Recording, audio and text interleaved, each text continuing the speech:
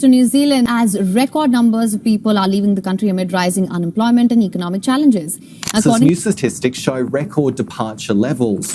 More people are leaving New Zealand than ever before. In the year to August, 134,000 people departed out. The latest Real Estate Institute figures show the median house price is now just over $770,000. It's $450 1 week. Starting in 2020, moving through to the peak in November 2021, reaching $925,000. Aotearoa, New Zealand, the land of the long white cloud, a place the world looks to as a paradise, a beacon of progressive values, stunning natural beauty, and a promise of a better quality of life. For decades, this has been the dream, the Kiwi dream. But what if I told you that for hundreds of thousands of Kiwis, that dream has become a nightmare? And what if I told you that behind these idyllic postcards lies a terrifying reality? A reality where a simple lunch, a burrito, can cost an eye-watering $38. A reality where the dream of owning a home comes with a price tag of $770,000. A reality so grim that last year we saw a net loss of over 44,000 of our own citizens, a brain drain of historic proportions. The mainstream news might be feeding you stories of a gentle recovery, of inflation being under control, but they are ignoring the pressure cooker that is everyday life for New Zealanders. Today, we're going to pull back the curtain on the story you're not being told. Why the New Zealand economy is balanced on a knife's edge, and why it may face a catastrophic collapse in 2026. Let's start with the foundation of the Kiwi dream, a place to call home. For generations, this was an achievable goal. Today, it's a cruel joke.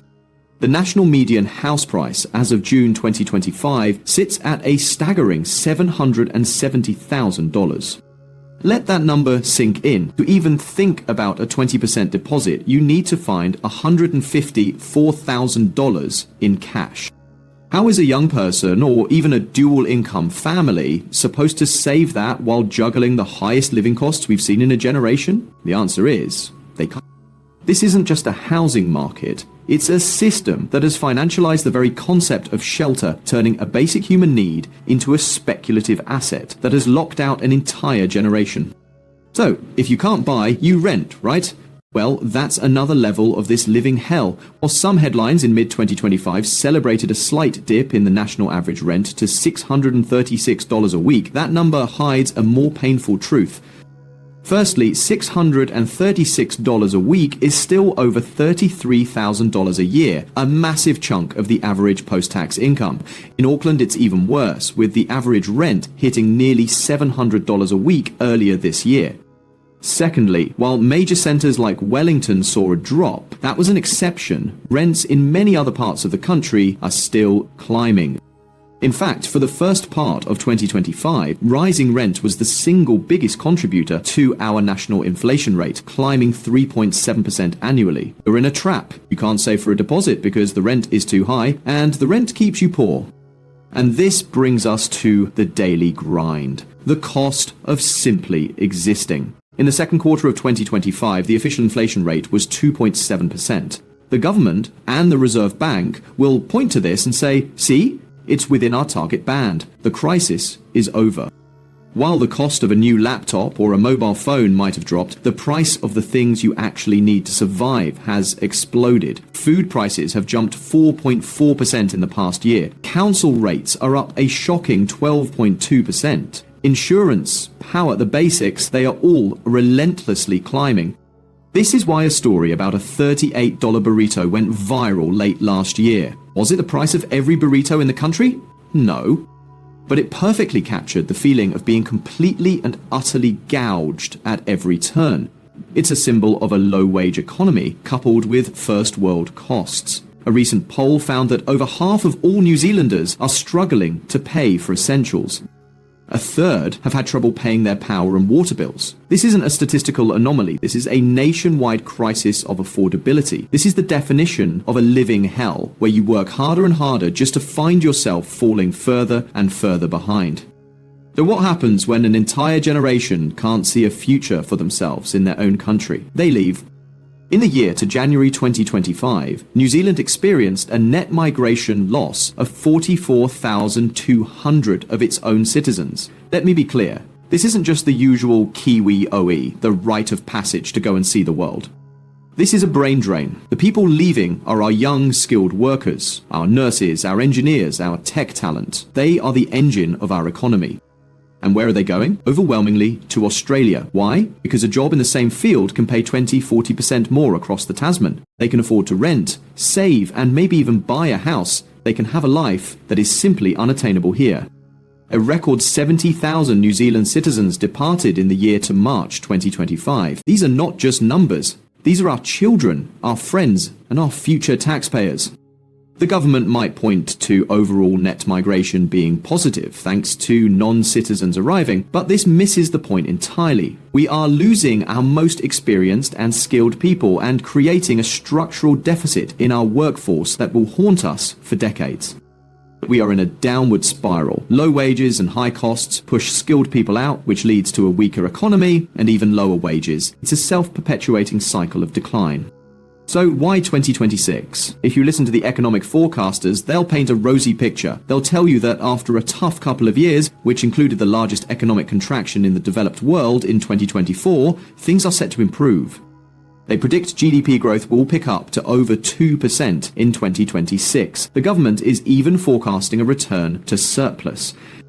I'm here to tell you that this optimism is dangerous. It's based on economic models that completely ignore the human factor. They ignore the fact that the economy is not an abstract machine. It's made up of people, and the people of New Zealand are at their breaking point. Think about it. How can an economy have a sustainable recovery when its people are drowning in debt and essential costs?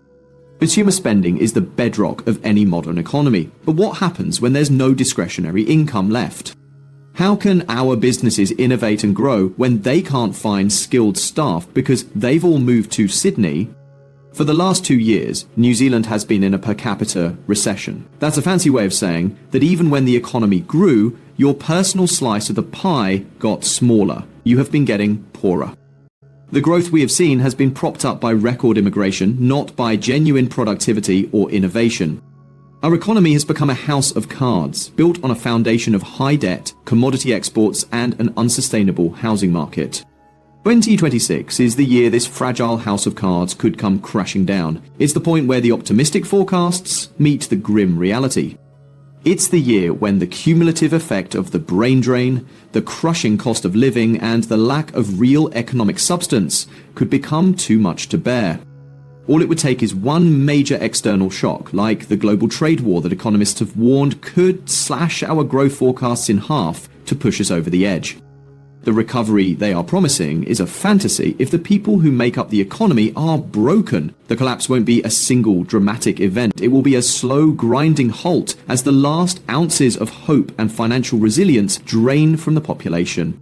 A $770,000 house, a $38 burrito, a net loss of 44,000 citizens a year. These aren't just talking points. They are the symptoms of a deep-seated sickness in the New Zealand economy. A sickness the media and our politicians seem determined to ignore, plastering over the cracks with happy statistics that mean nothing to the person struggling to choose between paying for petrol or putting food on the table.